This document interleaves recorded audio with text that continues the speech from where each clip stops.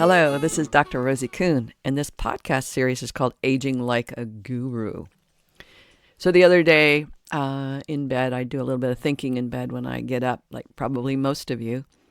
And I was thinking, I'm 67 years old. My dad was 91 when he died, and he was active up till about 3 months before he died. And I thought, well, and I have the capacity, as many of us do now, to live well into our 90s and maybe even to our hundreds. And it's like, okay, so that could be 30 to 40 years from now. And that's a long time. If you remember the first 40 years of your life, or the first 30 years of your life, or even the first 20, that's a lot of going on in life.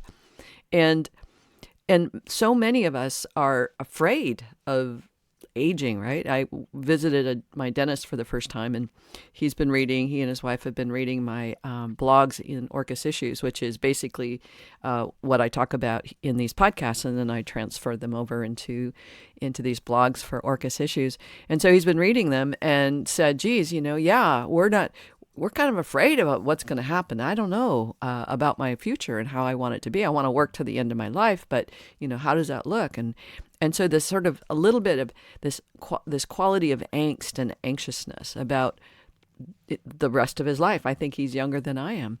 And that is kind of interesting because so many of us are afraid of aging. And yet here we are in the midst of it. So the intention of this particular podcast is to say, hey, do we have to live in that level of fear? And many of us have been living in that level of fear all these years. And do we have to continue to live in that level of fear? Or can we do it differently?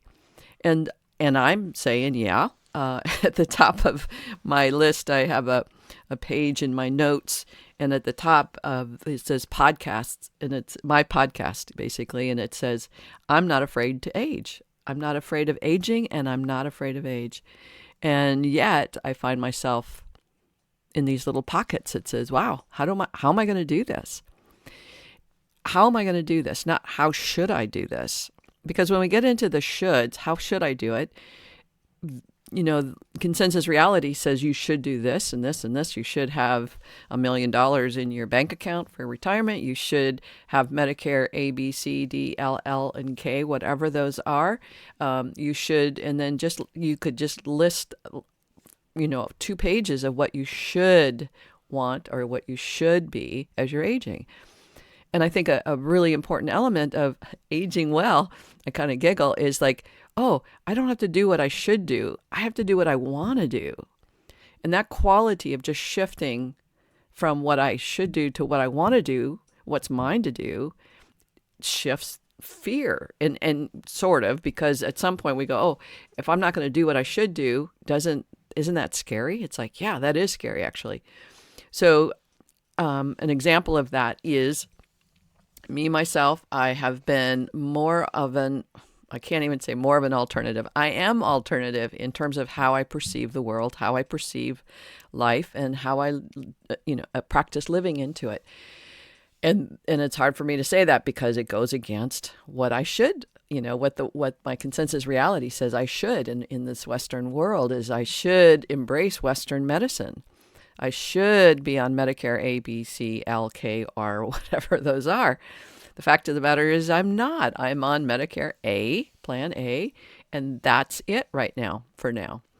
And where I invest my money, if you will, or invest my energies is in healthy practices so that I don't need the medical system, and I can be less afraid of what will happen in the future, because that's all we're doing is we're afraid of the future. But if I'm taking care of myself now, then I'm not investing in what's going to happen to me, because I won't be getting sick, if you know what I'm saying. And I don't need the prescriptions for medication that, for me, isn't going to make me well. What's going to make me well is mindfulness in my practices of staying healthy. And that's what so many health principles are all about now. It's like work on staying healthy now. Do the things that are going to make you healthy now. And then you can maintain that health and well-being and not get sick, not need prescription drugs, not plan on going into the hospital because you won't be getting sick.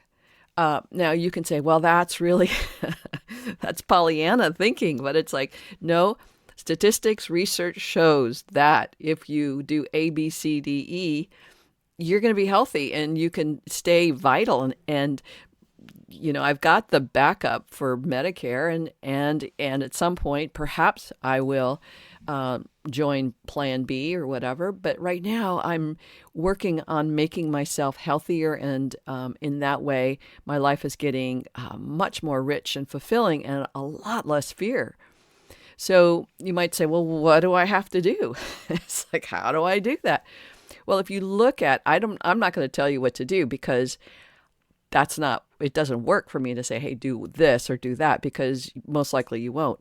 But to point to some of the statistics, and I've said these things before, but it's always good to repeat them, and is, statistically 95%-ish of our health problems are related to what we eat. And that's sugar and carbohydrates and fats. So number one, if we cut back on or be mindful of what we're eating and say, yeah, that makes sense, that when I'm eating sugar, I get these symptoms, then maybe I'll cut back and see what happens. I cut back on sugar and I cut back on wheat, and I had to and stopped alcohol.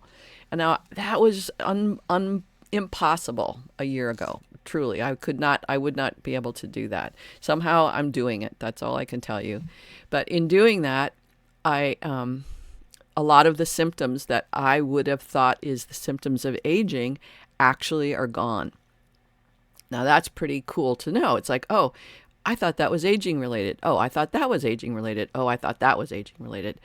But as I cut back on the foods that I'm saying, I can feel how they hurt my body, how they affect me when I eat them.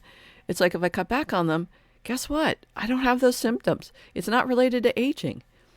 It's related to the foods I'm eating. So I just want you to be curious about, oh, what happens if I just cut back on that or that or that? I mentioned in previous podcasts, I'm pretty much in denial have been in denial about the way that alcohol makes my mind spinny 2 or 3 days after I have a drink. And being in denial that sugar and carbohydrates affect me. But then just to let them go and not have them in my body and see what shows up. Clarity of mind, less pain, no restless leg, or much less at this point, but I still do have some wheat and sugar in my diet, and so I have that. So I'm watching that, and so anyway, not to beat a dead horse here. So changing, looking at what you eat, looking at exercise. It's proven that exercise increases health and well-being. Even among smokers, if you smoke and exercise, you're more likely to be healthier than a person that doesn't smoke and doesn't exercise. Now, I thought that statistic was really interesting, but it's true. So exercise is really important. We know water is really important. We know positive thinking is really important. Some of these things I've mentioned from Kelly Turner's book, Radical Remission. But positive thinking, that our negative thinking, this is in the research. This is scientifically proven. This is not like, made up alternative woo-woo stuff. This is in the science, So positive thinking turns on our genes to take care of our immune system and other things. So positive thinking helps stay healthy and wise and clear and available in the world. That's a good thing. But when we start to feel the symptoms, and I mentioned this before, when in doubt, drink water. It's like when we start to experience symptoms, we go, oh, that's because I'm aging. And then we start to get afraid. Oh, no, what am I going to do about this? I better go see a doctor. And it's like, well, no, why don't you create a checklist for yourself and say, okay, so am I exercising? Am I breathing a lot? Am I actually breathing? Am I getting out of my chair?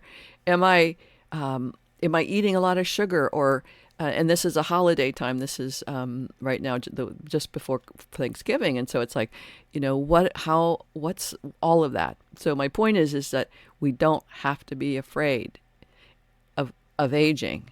And the more mindful you are of yourself and what it is you want in your life, and I'm really encouraging, if you don't know or you don't know how to do that, get yourself a coach, get yourself a life coach, so that there's somebody there that can support you through this, so you can know what you want as opposed to know what you should want.